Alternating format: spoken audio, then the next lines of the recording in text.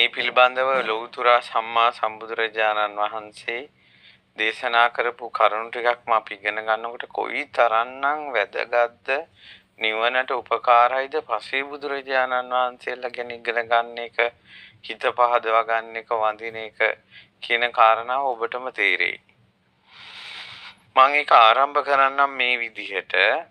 ඒ තමයි මේ පසේ බුදුරජාණන් වහන්සේලාගේ ජීවිත කතා සවිස්තරව අපේ බුදුරජාණන් වහන්සේ දේශනා කළ දහම් පරයය කුද්දක නිකායේ පච්චේක බුද්ධාපදානය කියලා අපදාන පාළියේ තියෙනවා.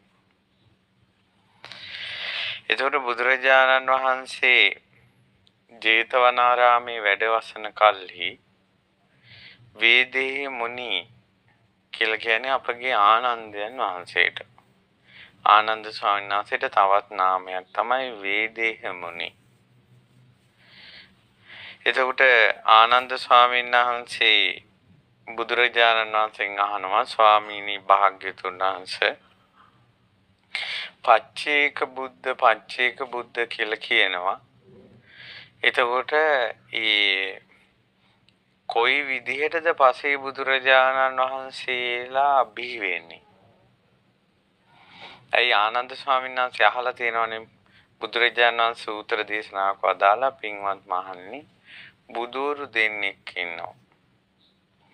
එක බුදු කෙනෙක් තමයි සම්මා සම්බුදුරජාණන් වහන්සේ. අනිත් බුදුරජාණන් වහන්සේ තමයි පච්චේක බුද්ධ.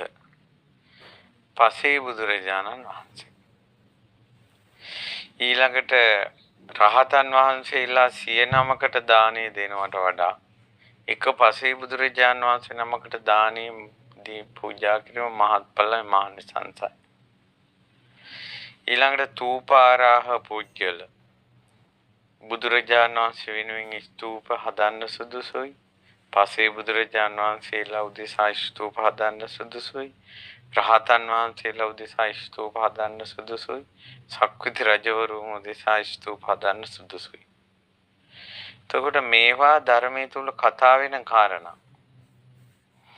ඉතින් ආනන්ද ස්වාමීන් වහන්සේ අහනවා භාග්‍යතුන් වහන්සේගෙන් මේ පසේ බුදුරජාණන් වහන්සේලා කොහොමද බිහි වෙන්නේ?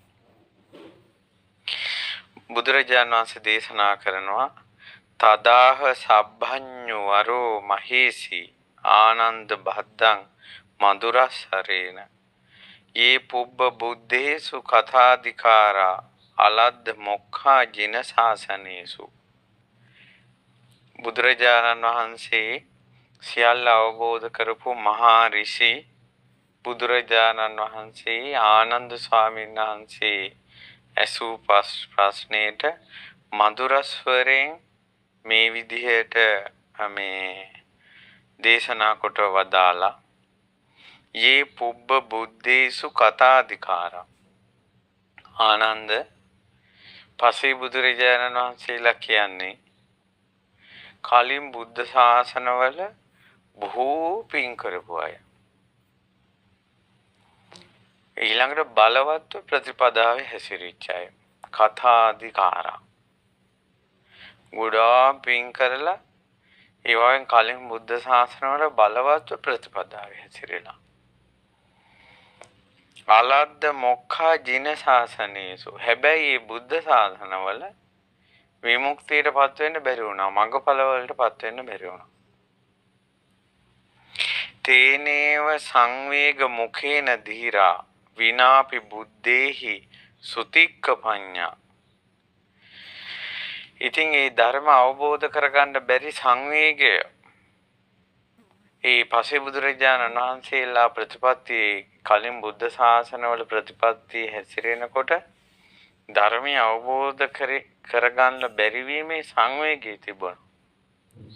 ඒ වගේ මෙතන තව අර්ථයක් තියෙනවා.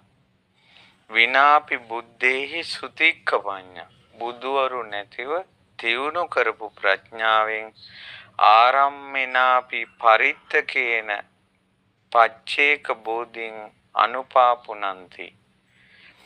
පුංචි කාරණාවෙන් සංවේගයටපත් වෙලා පුංචි අරමුණෙන් ජීවිතේ අවබෝධ කරගෙන පසේ බුදු බවට පත් වෙනවා.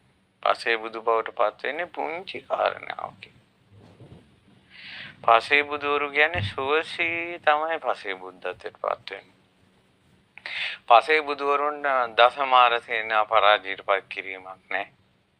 ඒ කියන්නේ අර යුද්ධ කිරිල්ල කෙලෙස් ක්ලේශ මාර පරාජය තියෙනවා. සව් කෙලෙසුන් නසනවා. මාරයාගේ බන්ධනෙන් නිදහස් වෙනවා.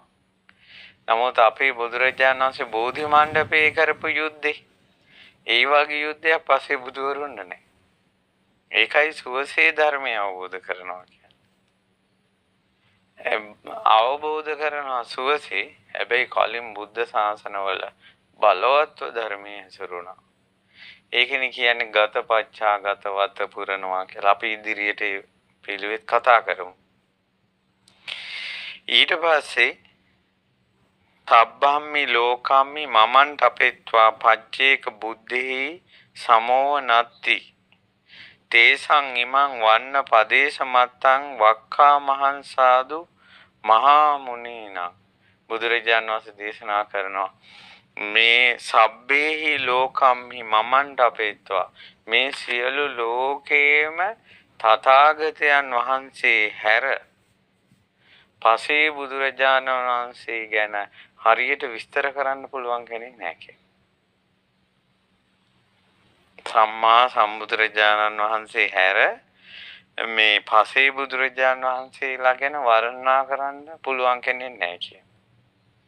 ඒකයි මං කිව්වේ මේ පසේ බුදුරජාණන් වහන්සේලා ගැන අපිට විස්තර ඉගෙන ගන්න ලැබෙනවා කියන්නේ බුදුරජාණන් වහන්සේගේ සම්බුදු ඥාණයට තමයි අපි මේ පැහැදෙන්නේ. බුදුරජාණන් වහන්සේ නමකට විතරක් විස්තර කරන්න පුළුවන් මේ විශේෂ කාරණාවක් තමයි අපි සවන් දෙන්නේ. එතකොට මේ ධර්මයේ සවන් දීම සුවිශේෂයි.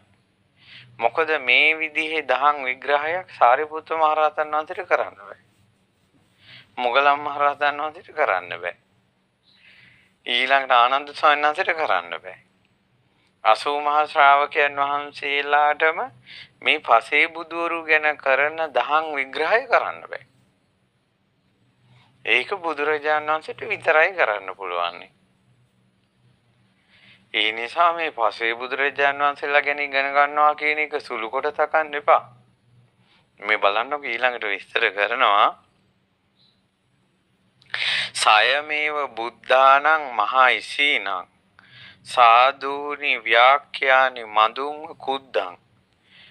ආනන්ද ඒ පසේ බුදුරජාණන් වහන්සේලා තමා විසින්ම ධර්මය අවබෝධ කරගන්නවා. අවබෝධ කරගෙන ඒ ධර්මය අවබෝධ වෙච්ච විදිය උදාන වාක්‍යකින් ප්‍රකාශ කරනවා. තමන් ධර්මය අවබෝධ කරගත්ත විදිය පුංචි වාක්‍යකින් ප්‍රකාශ කරනවා. ආනන්ද සාදූනි වාක්‍යානි මදුං කුද්දං. ඒ පසේ බුදුරජාණන් වහන්සේලාගේ උදාන වාක්‍ය හරියට පුංචි මීවද වගේ කියන. පුංචි මීවද වගේ කියලා කියනවා. පසේ බුදුරජාණන් වහන්සේලාගේ වාක්‍ය. ඊට පස්සේ අනුත්තරම් බේසජ්ජම් පත්තයන්තා. ආනන්ද සංසාර කෙලෙස් නසන්ට සංසාර රෝග නසන්ඩ අනුත්තර වූ බේසජ්ජේ නේද ප්‍රාර්ථනා කරන්නේ ඔබ. ඒ කියන්නේ සංසාරයෙන් ඈතර වෙ නිවනනේ අපි වතන්නේ. ඒක තමයි අනුත්තර බේසජ්ජේ. නිවන් පතාගෙන අපි කවුරුත් මේ ධර්මයේ හැසිරෙන්නේ පින් කරන්නේ බුද්ධ ශාසනයේ පිහිට හොයන්නේ නිවන් පතාගෙන. දැන් පසුගිය දවස්වල මිනිස්සු දවස් ගණන් මහා වීදියේ ඉඳගෙන නුවර ඉදිරියේදී එලාගෙන අපේ බුදුන් දකින්න යනවා කියලා දළදා වහන්සේ දකින්න උච්චර කැප වුණේ. කඳුළු සලසලා බුදුන් වෙන්දී කුමක් පතාගෙනද? නිවන් පතාගෙන. අනුත්තරම් බේසජ්ජම් පත්තයන්ත සුනාත සබ්බේසු පසන්න චිත්තා. නිවන් ප්‍රාර්ථනා කරගෙන නම් ඔබ ඉන්නේ. පහන් සිතින් අහන්න කියනවා පසේ බුදුවරු ගැන. අපේ භාග්‍යතුන් වහන්සේ දේශනා කරන්නේ නිවනට උපකාරී වන ධර්මයේ විතරයි. අපේ බුදුරජාණන් වහන්සේ දේශනා කරන්නේ අර්ථවත් දේ විතරයි. අපේ බුදුරජාණන් වහන්සේ දේශනා කරන්නේ සත්වයාට යහපත පිණිස පවතින දේ විතරයි. ඒ නිසා අපි මෙච්චර කාලයක් බුදු ගුණ අහනවා අපි. අපි මෙච්චර කාලයක් රහතන් වහන්සේලාගේ ගුණ අහනවා. මෙච්චර කාලයක් කල්යාණ මිත්‍රයන්ගේ ගුණ අහනවා. මෙච්චර කාලයක් මව්පිය ගුණ අහනවා. ගුරුවරුන්ගේ ගුණ අහනවා. අන්න ඒ අතරට එකතු වෙන්නම ඕන එකක් තමයි පසේ බුදුවරුන්ගේ ගුණ. බුදුරජාණන් වහන්සේ දේශනා කරන අනුත්තර වූ නිවන් ප්‍රාර්ථනා කරගෙන නම් ඉන්නේ සෝනාත සබ්බේසු පසන්න චිත්තා.